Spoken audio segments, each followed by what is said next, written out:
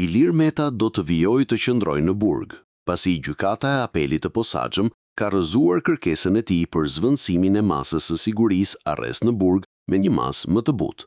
Vendimi është marrë nga gjyqtarja Saida Dollani, i cila nuk mori parasysh ofertën për garanci pasurore në vlerën e 50.000 eurove. Paralelisht, pritet të shqyrtohet një tjetër kërkesë e Metës për lirimin nga qelia.